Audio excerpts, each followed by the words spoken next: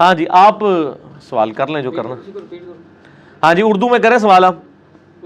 ہاں جی جو کیا آپ نے. اس طرح کے سوال یہ ہے کہ میں نے ایک چیز خریدی, ٹھیک ہے, اس میں والد صاحب نے بھی پیسے ڈالے, سسٹر میری نے بھی پیسے دیے, سسٹر میری نے بھی پیسے دیے, والد صاحب نے بھی پیسے دیے, اور بھائی نے بھی پیسے دیے, ٹھیک ہے. لیکن کچھ عرصے بعد ایک مطلب گھر میں میٹنگ ہو رہی تھی, تو والد صاحب نے مجھے کہا کہ تم نے وہ پیسے مجھے دینے ہیں. میں نے کہا جی یہ کس طرح میں نے دینے ہیں, کہ میری تو آپ کی کوئی کمٹمنٹ ہوئی نہیں کہ آپ مجھے قرض کے طور پہ یہ پیسے دے رہے ہیں مجھے, ٹھیک ہے. تو کیونکہ کمٹمنٹ تو لازمی ہے کہ آپ مجھے پتہ ہونا کہ آپ مجھے قرض کے طور پہ میں لیتا ہی نا. میں نے ان کو یہ کہا, میں نے کہا میں لیتا ہی نا, اگر آپ مجھے پتہ ہوتا کہ آپ قرض کے طور پہ لے کے دے رہے ہیں مجھے. انہوں نے کہا جی نہیں جی تو دینے. میں نے بڑا آپ سے لیے انہوں نے یا باقی بہن بھائیوں سے؟ نہیں میرے سے ہی, وہ دیے مجھے جیسے نا, میں نے چیز خریدی تھی اس میں پیسے ڈالے تھے, تو وہ پھر بارہ میں نے ان کو دے دیے. لیکن میں یہ پوچھنا چاہتا ہوں کیا وہ دینے میرے بنتے تھے ان کو واپس؟ ٹھیک ہے, یہ سوال تو پہلے تو مطلب والدین سے پوچھنا چاہیے کہ انہوں نے کیوں نہیں کلیئر کیا پہلے. اس لحاظ سے تو ان کی زیادتی ہے کہ ان کو کلیئر کرنا چاہیے تھا آپ کو دینے سے پہلے. دوسرا سنن ابن ماجہ میں حدیث ہے تو اور تیرا مال تیرے باپ کا ہے, ٹھیک ہے جی. تو الٹیمیٹلی تو وہ مالک ہیں, چاہے وہ آپ نے بھی کمایا ہوا ہے, کیونکہ آپ بھی تو ان کی انویسٹمنٹ ہے.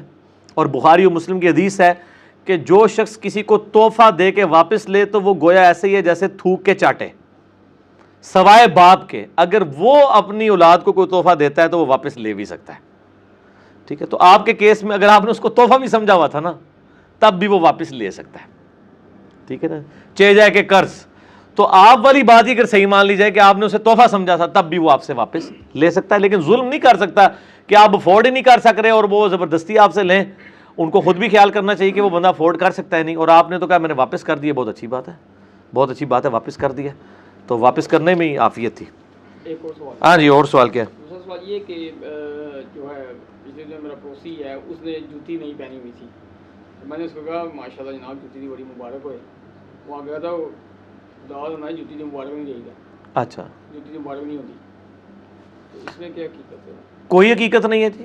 کسی بھی نیک چیز جو اچھی چیز جو آپ کے استعمال میں ہے, دیکھیں نا ابو داؤد میں حدیث ہے نبی صلی اللہ علیہ وآلہ وسلم جب نیا کپڑا پہنتے تھے, نیا لباس پہنتے تھے, تو باقاعدہ دعا مانگا کرتے تھے, الحمدللہ الذی کسانی ھذا الثوب ورزقنی من غیر حول منی ولا قوہ. کھانے کے بارے میں بھی دعا آتی ہے اور اس طرح کی نئی چیزوں کے بارے میں. تو لباس عربی میں صرف کپڑے نہیں ہے, جوتی بھی لباس کا حصہ ہے, پگڑی بھی لباس کا حصہ ہے. وہ یہ کہنا ہے جوتی پاؤں ہی پائے دی اس طرح نہیں پاؤں میں, کیونکہ پاؤں اتار کے پھر پھینک دیں, نہیں تو پاؤں بھی تو ہے نا. اور صحیح مسلم میں حدیث ہے نبی صلی اللہ علیہ وآلہ وسلم نے فرمایا کہ جس کے دل میں رائی کے دانے کے برابر بھی تکبر ہوا وہ جنت میں نہیں جائے گا.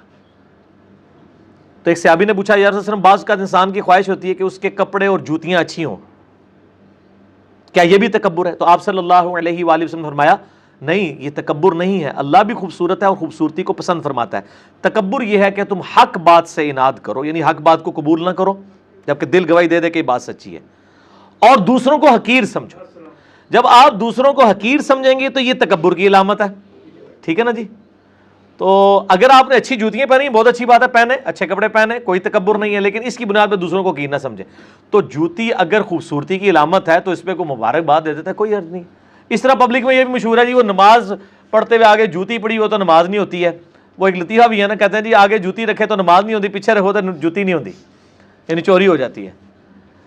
تو ایسا کوئی مسئلہ نہیں ہے اس حوالے سے. اب لوگوں کو چونکہ دین کا علم نہیں ہے, لوگوں میں تو بڑا بڑا کچھ مشہور ہے ادھر جوتیوں کے حوالے سے.